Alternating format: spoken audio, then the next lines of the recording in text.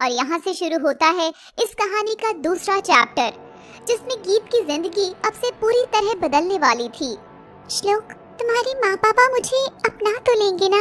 गीत, मैंने तुम्हारा हाथ थामा है और मैं ये कभी नहीं छोड़ूंगा। क्या यही तुम्हारे लिए काफी नहीं है? बाकी लोग भी धीरे धीरे समझ ही जाएंगे। और दोनों घर की चौखट पर जाकर खड़े होते हैं। उनके जाते ही पद्मा और कैलाश दोनों गीत को घूर कर देखते हैं। तभी श्लोक गीत का हाथ तुरंत छोड़ देता है।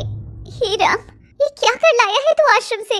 मैं ना कहती थी जी, ये गुरुजी का आश्रम कहीं हमारे बच्चे के लिए दलदल ना बन जाए। माँ बस शांत हो जा, पहले मेरी बात तो सुन ले। और श्लोक गीत को अंदर लाकर बैठाता है। माँ, ये गीत है, ये मुझे मेरे केस के सिलसिले में मिली थी। इसकी शादी होनी थी मगर हो ना सकी और ना ही इसके पास रहने को ठिकाना रहा, तो इसकी सुरक्षा के लिए मैं इसे घर ले आया। ये बात जान दोनों की जान में जान आती है। गीत श्लोक का झूठ सुन उसका चेहरा देखती है।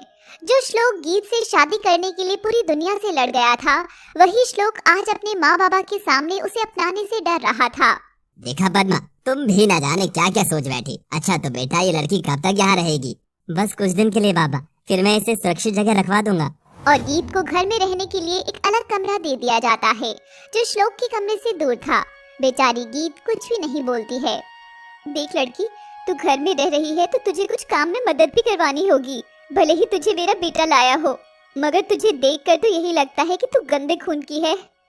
गीत ये सुनते ही रोने लगती है। बेचारी जिन तानों से बचने के लिए तो सफेद रंग को ओढ़े थी, वही ताने आज उसके ससुराल में लाल रंग ओढ़ने पर भी पड़ रहे थे। इसका मतलब कि रंग चाहे कोई भी हो, आपकी किस्मत के रंग से बड़ा कुछ नहीं होता है। जी माँ जी, मैं सब काम कर लूंगी। आंटी जी बोल, आंटी जी। माँ जी तो मुझे सिर्फ श्लोक और उसकी बीवी ही बोलेगी मुझे। हाँ। गीत पर सिर हिला देती है और दिन बीत जाता है। रात में सबके सोने के बाद श्लोक अपने कमरे से निकलता है और गीत के कमरे का दरवाजा खटखटाता है। इतनी रात को तो श्लोक ही होगा। श्लोक अंदर चला जाता है। श्लोक को गीत के कमरे में जाता देख पद्मा देख लेती है। उसे जरा सा शक होता है। गीत, खफा होना तुम मुझसे? बिल्कुल नहीं हूँ श्लोक। माँ बाबा के सामने मैं तुम्हें स्वीकार नहीं कर सका, इसका गम लगा होगा ना तुम्हें? तभी गीत श्लोक का हाथ थामकर उसे आईने के सामने ले जाकर खड़ा करती है। श्लोक, देखो मुझे ऐसा तुमने बनाया है। तुमने श्लोक, मैं कैसे खफा हो जाऊं तुमसे? हाँ, ये जरा सी अग्नि परीक्षा और सही। माँ बाबा भी मुझे अपना लेंगे। तुम साथ हो ना, तो मुझे कोई चिंता नहीं है। श्लोक गीत का इतना समझदारी भरा जवाब सुनकर उसे सीने से लगा लेता है। रिश्ते की गाड़ी में जब दोनों पहिए की गति बराबर होती है तभी रिश्ता आगे चल पाता है गीत, और मुझे मेरे बराबर गति का पहिया आज मिल गया है। तुमसे बेहतर चुनाव मुझे नहीं मिल सकता था गीत। श्लोक, मैंने कल सावन के मेले में गिरधारी को तुम्हारे साथ देखा था। श्लोक को याद आता है कि वहाँ क्या हुआ था। मैं तो जानता भी नहीं था गीत कि वो वही गिरधारी है जिसने मेरे गीत का जीवन नरक बनाया है। और फिर कल जब मैं तुम्हारे पीछे दौड़ता उधर गया तो उस आदमी ने मेरा हाथ पकड़ लिया था। अरे भाई साहब, मैं किसी को ढूंढ रहा हूँ, क्या आपने इसे देखा है? श्लोक देखता है कि गिरधारी के हाथ में गीत की तस्वीर है। ये तस्वीर, ये क्या लगती है तुम्हारी? हाँ, मैंने इसे देखा है। यही तो कमबख्त मुझे बदनाम करके भाग गई है। सुना है मैंने इस नौटंकी ने अपने पति के जीते जी सफेद रंग वाली विधवा होने का ढोंग रचाया है। भाई साहब, आप मुझे बस एक बार इसका पता बता दो, फिर तो मैं इसकी खाली उधेड़ लाऊंगा। कभी कभी ये औरतें भूल जाती हैं कि सिर का ताज नहीं, पाँव की जूती है, जूती। श्लोक गुस्से से अपनी मुट्ठी भींच रहा था। हाँ भाई साहब, आप एकदम सही बोले। आइए मेरे साथ चलिए, मैं आपको बताता हूँ ये कहाँ है। और फिर श्लोक गिरधारी को गाड़ी के पीछे ले जाकर खूब मारता है। गिरधारी के गुंडे भी वहाँ उसे बचाने के लिए आते हैं, मगर श्लोक सबकी छुट्टी कर देता है। और जैसे ही वो सब भागने लगते हैं, श्लोक और उसके कुछ हवलदार आकर गिरधारी और उसके गुंडों को धर पकड़ लेते हैं। मेरी गीत की तरफ दोबारा आंख उठाकर देखा ना तो तेरी आंख बचेगी और ना ही ये तेरी मर्दानगी जो तू औरतों को जूते के नीचे रखेगा। श्लोक की बातें सुन गीत के चेहरे पर सुकून की छांव थी। क्या तुमने सच में गिरधारी को मारा? हो श्लोक, ऐसे लग रहा है जैसे तुमने मेरे जख्मों पर मलहम लगा दी हो। और श्लोक गीत की गोद में लेटकर उसे निहारता हुआ सो जाता है। अब से कुछ दिन बीतने लगे। पद्मा को श्लोक और गीत का यूं मिलना नहीं भाता था। साथ ही पद्मा और कैलाश पूरे दिन गीत के साथ नौकरों का सा बर्ताव करते थे। बस बहुत हुआ गीत, मैं माँ बाबा को बता रहा हूँ कि तुम कोई नौकरानी नहीं हो, बल्कि इस घर की बहू हो, मेरी बीवी हो। नहीं श्लोक, बस कुछ वक्त की बात और है। एक बार मैं माँ जी और पिताजी का मन जीत लूं तो बस गीत, तुमने कभी अपने परिवार के बारे में नहीं बताया। क्या परिवार में बस तुम अकेली ही हो? तुम्हारे माँ बाबा वो सब कहाँ हैं? गीत इस सवाल का जवाब देने की इच्छा नहीं रख रही थी। कोई बात नहीं गीत, मैं नहीं चाहूंगा कि तुम कुछ भी जबरदस्ती बताओ। जब तुम्हें मुझ पर पूरा भरोसा हो जाए कि मैं समझूंगा, तभी मुझे बताना। और अगले दिन जब श्लोक उठकर बाहर आता है तो देखता है कि पूरा घर चमचमाहट कर रहा था लाइटिंग डेकोरेशन से। सारे घर सजाया हुआ था। गीत भी नहीं समझ सकी थी कि ये हो क्या रहा है। अरे माँ, क्या बात है? इतनी खुशियाँ, ऐसा जश्न, क्या बात है? वो बेटा, आश्रम से गुरुजी आ रही है पूजा कराने के लिए, तो सोचा एक अच्छा सा हवन भी करा लो। ये सुनते ही गीत घबरा कर पीछे की ओर होती है और उसे कांच का सामान नीचे गिरकर टूट जाता है। पद्मा गुस्से से गीत की ओर बढ़ती है और उसे जोरदार तमाचा लगा देती है। सत्यानाश जाए तेरा, कर दिया ना अपशकुन सुबह सुबह, पनौती कहेगी। श्लोक अपनी माँ का ऐसा रवैया देखकर बहुत गुस्सा होता है। माँ बस करो यार। गीत श्लोक को चुप रहने का इशारा करती है। तभी श्लोक को उसके पुलिस साथी आरती का फोन आता है। श्लोक, मुझे केस के सिलसिले में एक लीड मिली है, तुम्हें अभी मुझसे मिलने आना ही होगा। ठीक है, मैं भी आता हूँ। श्लोक अपनी माँ को घूर कर देखता है और फिर गीत के गाल पर लाल निशान दिखता है। माँ, ये घर के ड्रामे बंद कर दो, वरना सिर्फ गीत को ही सुरक्षित नहीं रखवाऊंगा, मैं भी कहीं और ही रहने चला जाऊंगा। और श्लोक वहाँ से चला जाता है। उधर आरती श्लोक के इंतजार में थी, जो कि पुलिस की वर्दी की बजाय एक सुंदर ड्रेस पहनकर बड़ी ही सजकर खड़ी थी। तभी वह एक जगह पर रखे गुलाब उठाती है। आज मैं श्लोक को अपने दिल का हाल बता ही दूंगी कि मैं उसे कितना चाहती हूँ और उसी से शादी करना चाहती हूँ। देखा जी आपने कैसे इसकी जुबान चलने लगी है? सब उस जायंट गीत की वजह से। पता नहीं ऐसा क्या जादू टोना किया है उसने हमारे बच्चे पर। अब तुम क्यों चिंता कर रही हो भाग्यवान? आज हम श्लोक की सगाई करवा ही देंगे हवन के बहाने से। और लड़की भी तो तुम्हारी पसंद की है, श्लोक को भी तो पसंद है वो। हाँ जी मैं बड़ी खुश हूँ। उधर गीत पीछे खड़ी होकर सारी बातें सुन लेती है। नई ब्याही हुई गीत के लिए ये सब हर दर्द से बड़ा था। वे ठीक से अपना रिश्ता अपना भी नहीं सकी थी कि पद्मा और कैलाश उसके पति को उससे दूर कर रहे थे। मुझे श्लोक को बताना ही होगा। और गीत श्लोक को फोन करती है। श्लोक गाड़ी ड्राइव कर रहा था। तभी गाड़ी टर्न करते हुए उसका फोन नीचे की ओर गिरता है और श्लोक झुककर जैसे ही फोन उठाने लगता है। तो दोस्तों, कहानी के हर किरदार का अपना तड़का लगने वाला है। सबके रंग कुछ से कुछ होने वाले हैं। कौन अच्छा कौन बुरा, ये जानने के लिए आपको देखते रहना होगा इश्क का रंग सफेद। ये श्लोक का फोन क्यों नहीं लग रहा? अगर श्लोक समय पर घर लौट आए तो माँ पिताजी धोखे से उनकी सगाई करा देंगे। हे ईश्वर, मेरी मदद कर। उधर श्लोक का फोन बज रहा था। श्लोक फोन उठाकर गाड़ी साइड में रोककर बात करता है। हेलो, हाँ बोलो। सर वो जो लोग आपने कैद करने के लिए कहे थे, उनमें से एक आदमी भाग गया, गिरधारी। मेरी गीत के लिए वो एक खतरा बन सकता है। और श्लोक आरती के पास जाता है। आरती गुलाब पीछे छिपाई हुई थी। श्लोक के चेहरे पर जोरदार तनाव था। श्लोक, तुम आ गए। मैं कितनी बेताब थी तुमसे कहने के लिए कि आरती, मैं जानता हूँ जो तुम कहना चाह रही हो। भले ही हमारा मिशन कितना ही जरूरी क्यों ना हो, मगर इन दिनों मेरा पूरा ध्यान उस आदमी पर है। आरती, मुझे हमारे मकसद के साथ उस गिरधारी को भी पकड़ना होगा। गिरधारी? कौन गिरधारी? तुम किसकी बात कर रहे हो श्लोक? तभी श्लोक का फिर फोन बजता है। श्लोक, घर मत आना, यहाँ माँ बाबूजी। हेलो श्लोक, तुम सुन रहे हो ना? श्लोक। हेलो गीत, तुम्हारी आवाज नहीं आ रही है। और फोन कट जाता है। आरती बेचैन सी होकर बस श्लोक की बातें समझने की कोशिश कर रही थी। गीत? कौन है ये गीत श्लोक? अरे आरती, कितना सा बताना है तुम्हें।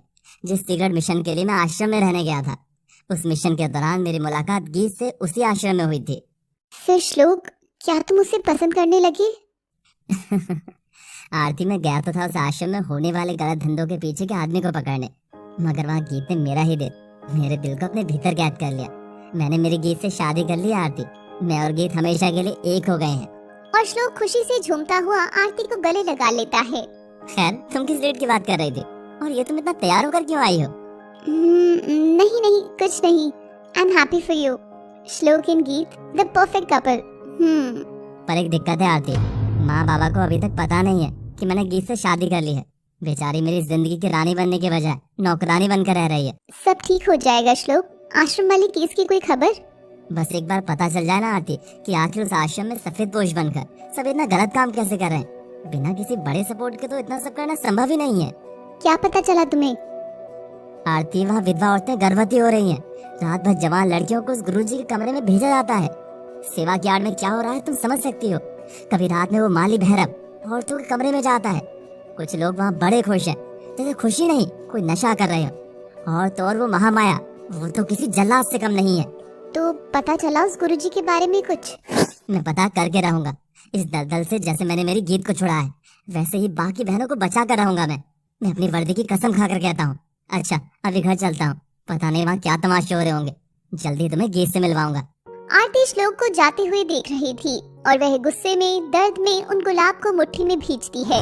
कांटों से आरती के हाथ और सपने दोनों ही छिल गए थे।